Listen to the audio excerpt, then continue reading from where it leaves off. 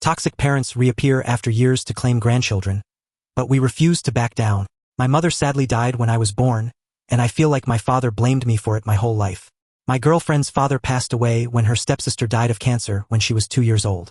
We are both 35 now. Our parents met in kindergarten when we were 4 years old. 2 years later, they got married and had our siblings. At the beginning of their marriage, both parents treated us well, but as our siblings were born, they left us aside and practically treated us as a nuisance in their family.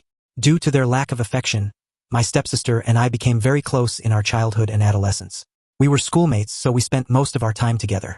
My mother's family lived in another city, but they were always interested in me. I used to spend my summer vacations with them and always receive gifts and money from my uncles and grandparents because they knew I was not treated well in my father's house. On the contrary, my stepsister lost contact with her father's family, and they were never interested in her. When we graduated from high school, my mother's family offered me to live in their city and paid for my college tuition. My stepsister Kelly wasn't as lucky. Our parents told us they couldn't pay for us to go to college because it would be a big expense for them. She got a part-time job and studied at a public university, which she ended up dropping out of to work full-time to escape home because our parents treated her badly. Clarify that our birthdays were very simple. Unlike our brothers who had 80 guests, extravagant decorations, and entertainment. Their gifts were ostentatious, but with us, they gave us anything worth less than $20. We were each other's first kiss. We comforted and supported each other and were very close. When I moved cities, we never stopped communicating. Sometimes I traveled to spend weekends with her. When we were 21, my stepsister became pregnant with me. She worked 2 jobs back then to survive. We decided to tell our parents we would have the baby and that I would take responsibility. But they disowned us, blamed us for making them look bad to their friends, and were ashamed of us for disrespecting them in that way. They turned their families against us and blocked us from their lives. After that, my stepsister fell into depression. I took her with me. A week later, we packed her clothes and the most essential things for her. When we got to my grandparents' house, I told them what had happened. My aunt's family lived with them, and they all listened to us. They already knew my stepsister, and far from being upset, they offered us their support. My grandmother hugged her and told her that as long as she had my child, they would treat her like family. However, the condition they gave us was that we couldn't live together unless I graduated. We accepted, and my stepsister lived in their house for a year and a half. Our daughter was born healthy, and I visited her daily to see how they were doing. I eventually graduated, and we moved in together. My aunt suggested that my stepsister go to a therapist because she had problems due to rejection and the lack of a father figure.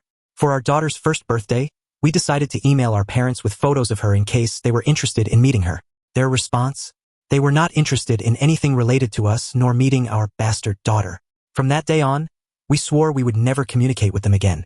Years later, my grandparents died, and they left me property and money. By then, our second child had already been born. Before the pandemic and finally last year, our third child was born. I decided to propose to her. The wedding is set for July, and we plan to have my girlfriend's dream ceremony. However, a couple of weeks ago, our parents contacted us. Now, they want to rebuild the relationship and meet their grandchildren. They claimed it's been a long time and that they forgive us for our mistake and humiliation. We ignored them and cut off their calls. On Sunday, they knocked on our door, wanting to talk to us. We rejected them and didn't let them in. Since yesterday, they have been defaming us on social media, claiming we are bad people and ungrateful. My girlfriend has been very anxious since then, and we've received hundreds of messages from friends and family criticizing our attitude. Thankfully, my uncles defended us and are planning to take legal action for defamation. Our cousins have also clarified the situation with evidence on social media. Finally, we published the email where they said they didn't want to meet their bastard granddaughter and that we were an embarrassment. We've decided to keep our promise to not expose our children to our toxic families. They will not be invited to our wedding.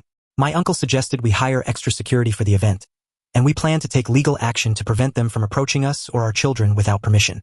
My maternal family has been the best thing to happen to us, and we feel blessed for it. My uncles insist there is nothing to be grateful for because we are family,